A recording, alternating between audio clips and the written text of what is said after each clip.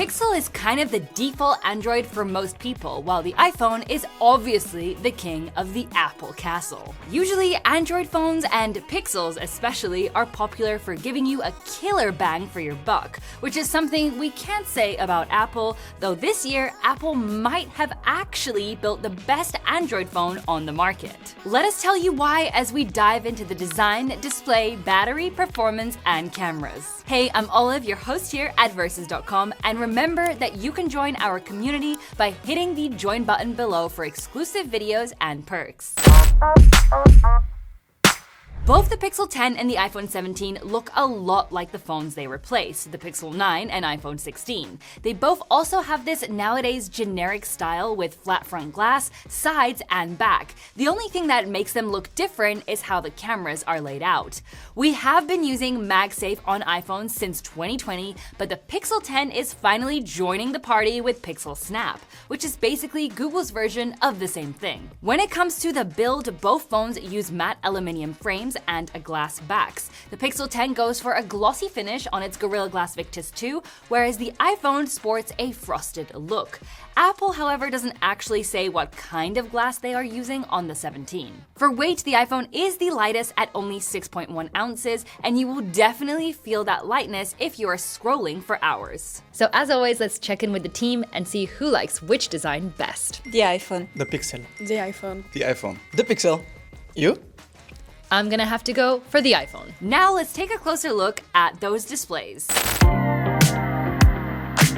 Both phones rock identically sized 6.3-inch displays, but the similarities pretty much end there. The Pixel uses a standard OLED, while the iPhone steps it up with an LTPO OLED panel. Yes, both can hit 120 Hz, but the Pixel can only drop down to 60 Hz. In contrast, the iPhone can dynamically scale down to a single Hz, which means you get support for full wallpaper always on display. Apple also threw on an anti-reflective coating, though being real, it's not quite at Samsung's level yet. In our typical high brightness test where we simulate direct sunlight at over 100,000 lux, the Pixel absolutely blinded us with a massive 2,317 nits, leaving the iPhone in the dust. For peak brightness, the Pixel took the crown again, though the iPhone was much closer this time around. For security, we are looking at an ultrasonic under-display fingerprint scanner on the Pixel versus Face ID tucked into the dynamic island on the iPhone. You can use Face Unlock on the Pixel 2, but it's not as secure since it only relies on the front-facing camera and lacks depth sensors. Does anyone else still remember the Pixel 4? Anyway, go ahead and hit pause right here if you need a second to check out even more screen specs. So yeah, the Pixel screen is way brighter, but you are also dealing with noticeably thicker bezels, a lower resolution, no dynamic refresh rate, and zero Dolby Vision support. Apple basically went from their ancient 60 Hz panel on the iPhone 16 to a pro-level panel on the 17, and that is just one of the massive upgrades Apple made this year, so stick around to uncover all the novelties. And now we are moving on to audio. Both of these phones come with stereo speakers, just like most phones on the market. Though, don't let these jewel grills at the bottom fool you. Only one of these is actually a speaker, while the other is just hiding a microphone. Audio sample coming right at you.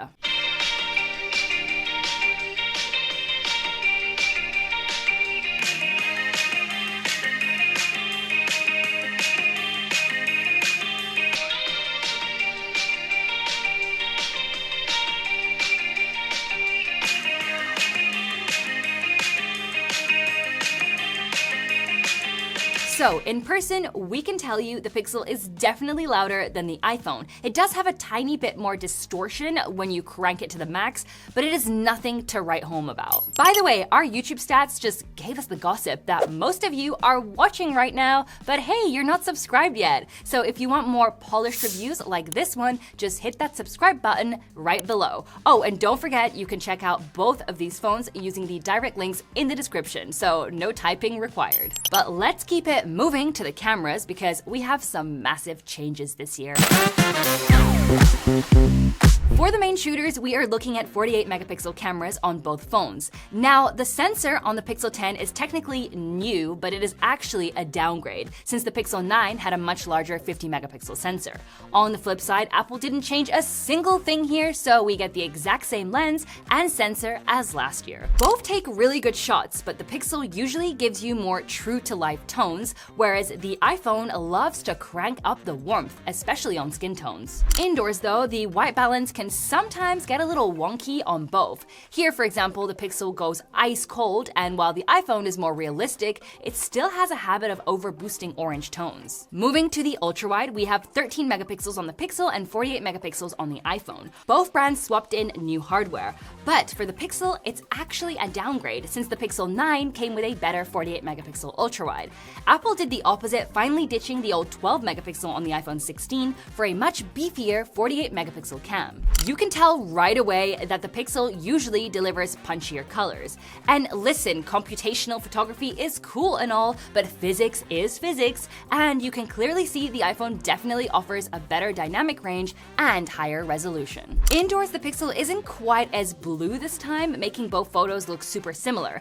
That said, the iPhone still holds the edge in overall detail and dynamic range. The Pixel 10 is officially the first base model from Google to include a telephoto lens. This is a 10.8 megapixel shooter borrowed straight from the Pixel 10 Pro Fold. Apple, meanwhile, still seems to think a telephoto lens is a pro-only luxury, even on a phone this expensive. You can see here just how much extra reach that 5x optical zoom on the Pixel gives you. Once you hit 10x zoom, that Pixel's dedicated lens makes the iPhone look pretty blurry in comparison. Plus 10x is where the iPhone hits its limit. The Pixel can double that with 20x super res zoom, though you definitely start losing a lot of detail once you push it that far. Now, when you jump into portrait mode, that warm iPhone tone really goes into overdrive. The Pixel looks more natural, but that background blur is still better on the iPhone. Those Pixel improvements aren't exactly mind-blowing though, because even at a 3x digital zoom, the iPhone still nails the edge detection. You probably know this already, but despite the Pixel carrying a zoom lens,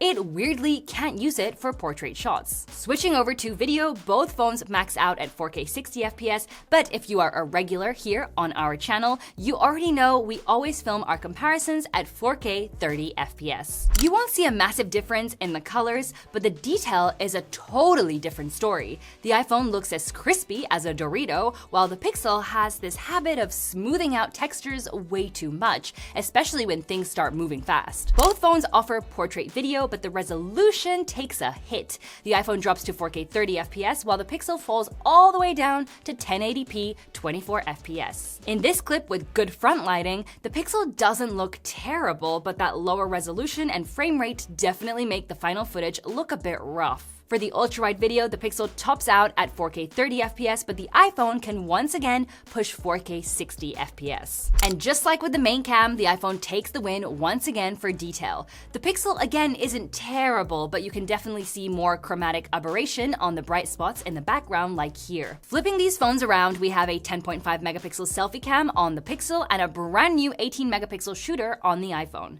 Apple's sensor is actually square, which is pretty clever because it lets you snap vertical or horizontal shots without even rotating the phone. Even though the iPhone has that futuristic tech, in real-life scenarios, the Pixel actually takes more realistic photos with better skin tones and sharper details. Once the lights go down, however, both deliver almost identical shots. The Pixel gets the upper hand with better skin texture and way less noise, but the iPhone gives you a slightly wider dynamic range. For video, both can handle 4K 60 FPS with the selfie cams. It's the same story here as with the rear cams. The Pixel looks super soft, making a lot of detail just vanish. As seen before, the iPhone stays super sharp, which isn't surprising given its reputation for mobile video. So now let's test out the audio on all of these devices, and we'll start over here with the iPhone 17. What do you guys think? How do I sound over here? And then we're gonna move on to the Pixel 10. Do I sound any better over here? I'm in a pretty quiet area, some cars going on. How's it handling that? As you just heard, the Pixel is a beast at killing background noise, but it can make your voice sound a bit robotic. The iPhone just lets every intrusive sound sneak right into your recording, so might need to clean that up in post. Now let's dive into the dark and see how these cameras handle some low light action. With the main cam, the iPhone definitely pulls more more detail out of the shadows, but the image feels a bit flat and is plagued by lens reflections. I gotta say, the Pixel gives you a better night vibe overall. With the ultra-wide, it is actually the opposite. The iPhone nails the night mood and handles the bright highlights way better, while the Pixel tends to blow them out. For telephoto night shots, the Pixel takes an automatic win since the iPhone will only rely on digital zoom. That said, the Pixel did overcorrect the white balance in this specific shot. Again, in portrait mode, the Pixel gives us another high contrast look with a rough subject crop. The iPhone takes the crown once again, making the blur look way more natural. Looking at video with the main cameras, the Pixel isn't bad. It definitely doesn't look like a budget phone, but the iPhone is just clearly better in almost every aspect. And the same goes for the ultra-wides. The Pixel keeps that contrasty look, but the iPhone gathers way more detail in both the shadows and the highlights. It really shows that downgrading the sensor on the Pixel this year probably wasn't Google's brightest idea. So here is the breakdown. The Pixel absolutely kills it when it comes to front camera photos and of course, zoom. On the flip side, the iPhone's massive advantage is clearly in video and portrait shots. Still, when the lighting is perfect, both phones are going to give you stellar photos with their main and ultra-wide cameras. But once the sun goes down, then the iPhone consistently takes the upper hand in low-light performance. While we're still here waiting for Apple to finally put a telephoto lens on their base model, Google's strategy of downgrading every other lens just to cram one in might not have been the smartest move. But let's keep things moving and dive into performance. Under the hood, both of these phones pack custom-made silicon. The Pixel comes with Google's Tensor G5, while the iPhone is powered by Apple's A19. For RAM, we have 12GB on the Pixel versus 8GB on the iPhone. In 2026, the Pixel is still starting at 128GB of storage, which is getting a little tight. Meanwhile, Apple ditched that storage level entirely, so the base iPhone 17 now starts at 256GB. Google did finally upgrade to UFS 4.0 storage, but only on the 256GB model, which is actually the max capacity on the Pixel. The iPhone offers up to a massive 1TB of NVMe storage, but it is still stuck with the super outdated USB 2.0 speeds. If you're watching us in the US, both of these phones are now eSIM exclusive, so make sure your carrier supports these before you buy.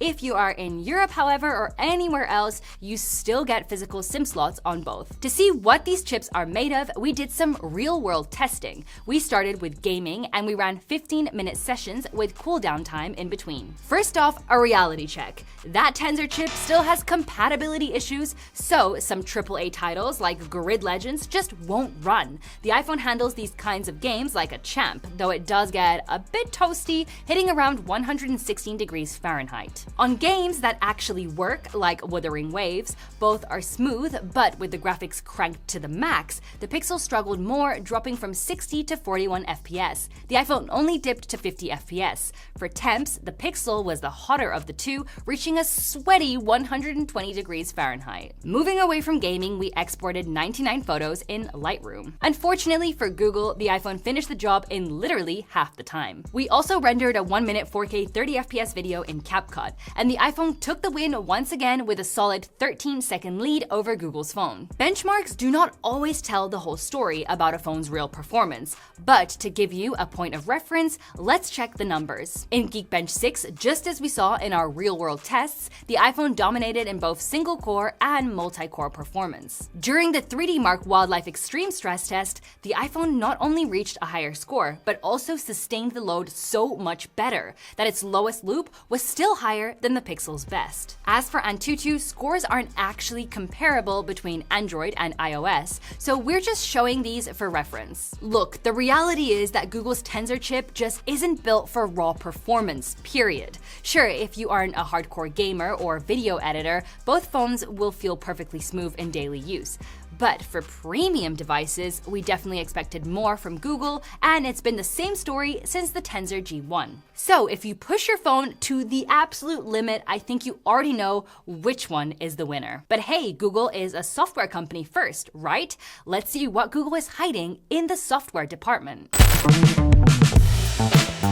The The Pixel isn't just running pure Android anymore. It is more like a Pixel UI with Android 16 behind the scenes. On the other side, the iPhone is currently running Apple's iOS 26.2. For software support, Google is promising 7 years of security and system updates for the Pixel 10, whereas Apple doesn't give a specific timeline. Still, iPhones usually get 7 years of support too. Let's take a quick look at these interfaces, shall we? The Pixel is all about that Material 3 expressive vibe. It makes the whole phone feel alive with poppy colors and bouncy animations that react to your touch. It's not unknown for Google to stuff every new Pixel with more and more AI features. Here you have Voice Translate for real-time calls, Camera Coach to fix your bad framing, and Magic Queue, which scans your messages to suggest replies with the perfect info. Of course, the Magic Editor and Pixel Studio are still here. Oh, and let's not forget that Gemini and Circle to Search are baked right into the OS with great gesture support. On the iPhone, we have Liquid Glass, which feels like it took a page out of the old Windows Vista book, trying to make digital elements look like physical glass. This translucent look is everywhere, from the icons to the lock screen. Interestingly, we aren't seeing a ton of AI features shoved down our throats, probably because the Apple Intelligence rollout had a pretty bumpy start. However, you still get call screening, Siri with ChatGPT integration, and visual intelligence for searching with your camera or screenshots. That said, one thing we still find annoying is that there's no global back gesture, and the AI stuff feels more like an afterthought given how unintuitive it can be. For us, the Pixel experience just feels more intuitive and integrated compared to the iPhone, which makes sense given how much Google focuses on software. That said, we still hate that you are stuck with that search bar and that at-a-glance widget on the home screen, though some leaks suggest that might finally change soon. All right, let's wrap up this thing with our final category.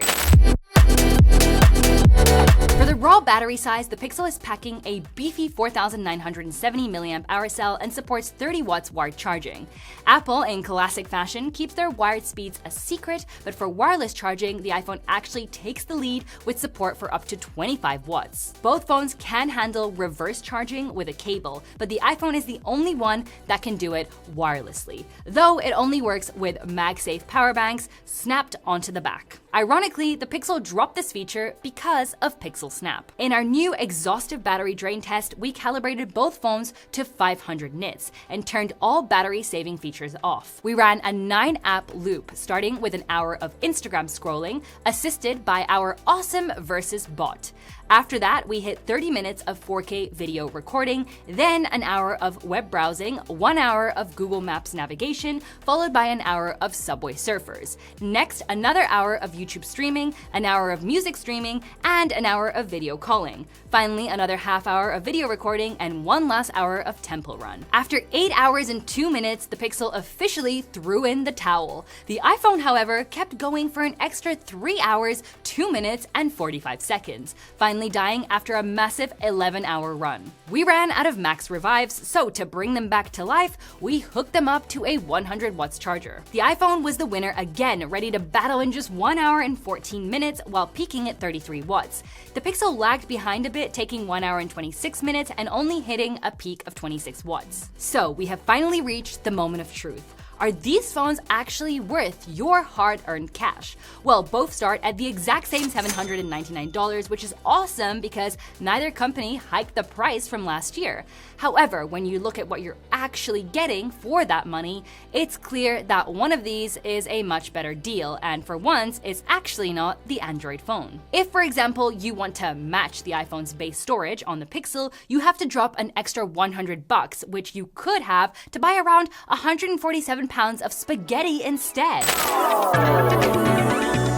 The iPhone 17 really stepped up where it mattered most, not only catching up, but actually blowing its rivals out of the water.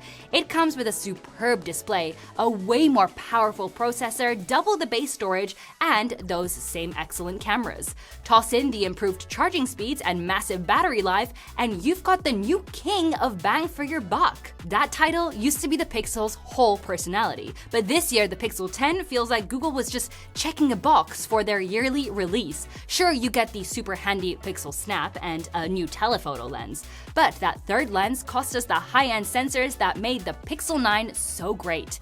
While the software is still the Pixel's strongest play, it is a tough sell to pay more and get less hardware. It honestly makes the iPhone 17 feel more like an Android than the Pixel does this year. So, do you think the 10th anniversary Pixel is going to flip the script and take the crown back? Drop your predictions in the comments below.